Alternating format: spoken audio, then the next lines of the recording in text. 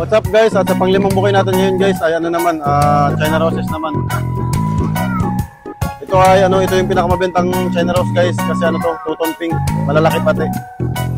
Kung napapansin nyo, lahat ng arrangement natin ay naka-foam. Yun kasi ang mabenta kasi matibay siya. Matagal malanta.